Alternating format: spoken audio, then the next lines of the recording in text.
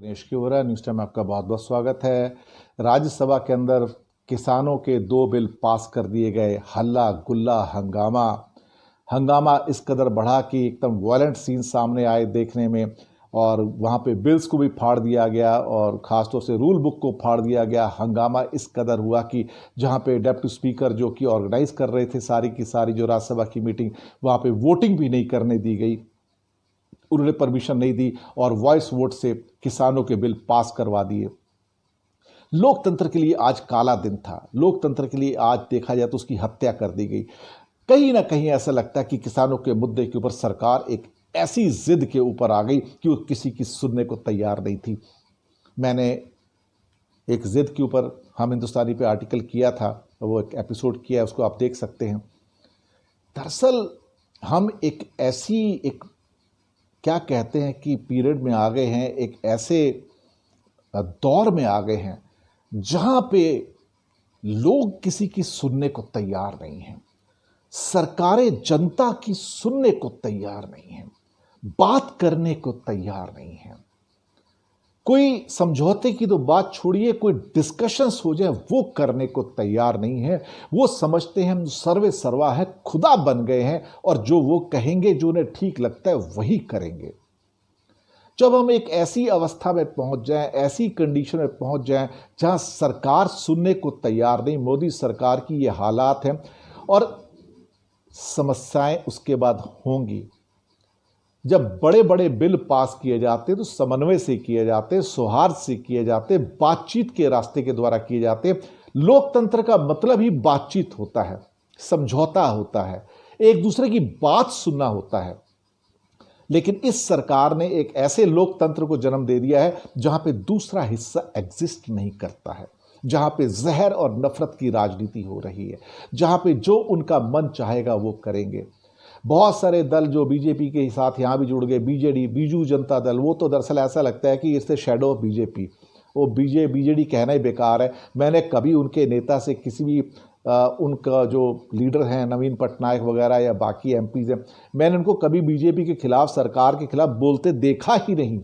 एक क्या कहा जाए, अपनी कोई आइडेंटिटी ही नहीं है उनकी। इसके अलावा ऑल इंडिया अन्ना डीएमके, वो उनके साथ चले गए, वाईएसआर कांग्रेस चले गए, अकाली दल बीच में सैंडविच हो गया, ना इधर का ना उधर का। अगर मैं आपको याद दिलाऊं कि ऐसे ही कुछ बिल, ऐसे ही कुछ मसौदे पास किए गए थे 2006 के अंदर बिहार में, और कहा गया था कि ये एक इतना बड़ा गेम चेंजर होगा कि बिहार की दिशा बदल देगा, और यहाँ पे कोई मंडियाँ नहीं होंगी, दलाल नहीं होंगे, व्यापारी नहीं होंगे, बिचौलिए नहीं होंगे, मिडल मैन नहीं होंगे, और कुछ ही सालों में बिहार जो है पंजाब को बीट कर देगा। ये 14 सालों के अंदर बिहार कहाँ चला गया, आप सोचिए।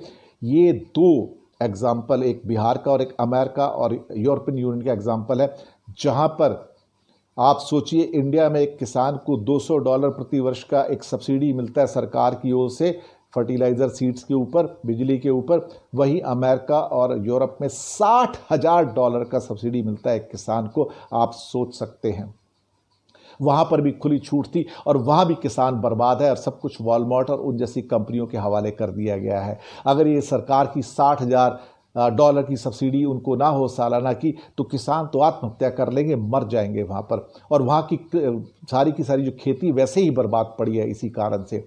अब वो जो फार्मूला था जो बिहार के अंदर 2006 में ऑलरेडी हो चुका था, अब पूरे इंडिया में लागू किया गया। मुझे समझ नहीं आता, जो फार्मूला अमेरिका में कामयाब नहीं हुआ, जो यूरोपियन यूनियन में कामयाब नहीं हुआ, जो बिहार के अंदर 2006 में कामयाब नहीं हुआ, पूरी जनरेशन बर्बाद कर दी 14 सालों में। आज भी बिहार के किसान मजदूर बन के पंजाब जाते हैं, हरियाणा जाते हैं, वहाँ काम करते हैं। आप सोचिए आज से 3-4-5 साल के बाद क्या होगा कि पूरे हिंदुस्तान के किसान सड़कों पर होंगे, गरीबी में मारे मारे फिरेंगे, एक तरह से बैगर बनने की नौबत आ जाएगी इन बिल्स के द्वारा, जिसको एक कहा जा रहा है कि एक गोल्डन मूवमेंट है भारतीय कृषि के लिए, भारतीय किसानों के लिए, और वो रिच हो जाएंगे। ये कुछ ऐसा ही है जैसे कहा गया था कि नोटबंदी के अंदर बहुत ब्लैक मनी आएगा, सब अमीर हो जाएंगे, या जीएसटी के अंदर हमारा रेवेन्यू और बढ़ जाएगा और हमारे पास पैसा ही पैसा होगा, और लॉकडाउन 21 दिन में ख़त्म कर देंगे क्योंकि कोरोना ख़त्म हो जाएगा। ना कोरोना ख़त्म हुआ, ना जीएसटी से रेवेन्यू आया, ना ही नोटबंदी से ब्लैक मनी आया।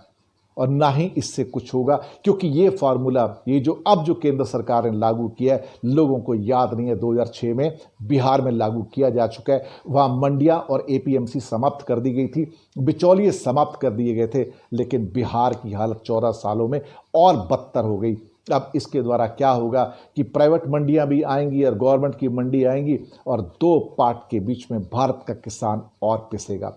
आप सोचिए तो सही, कैसे भारत का किसान हरियाणा पंजाब में बैठ के, यूपी में बैठ के चेन्नई और बेंगलोर में अपनी फसल बेच सकता है? कैसे बेच सकता है, आप बताइए ना मुझे। चेन्नई और बेंगलोर का व्यक्ति क्यों हरियाणा और पंजाब में खरीदने के लिए आएगा? वो किसान जो अपने गांव से ट्रैक्टर के अंदर सामान लेके चलता है, आलू प्याज लेके चलता है, अनाज लेके चलता है, जब बिकता नहीं तो सड़क पे फेंक देता है, क्योंकि जब उसको उसी को वापस ले जाना हो अपने घर में, गांव के अंदर, फिर उसको ट्रैक्टर का भाड़ा देना पड़ेगा, किराया देना पड़ेगा, उसके लिए भी पैसे नहीं होते, और वो अपनी फसल को सड़कों पर फेंक देता है। और ऐसे सीन आप हर साल, हर महीने कहीं ना कहीं देखेंगे।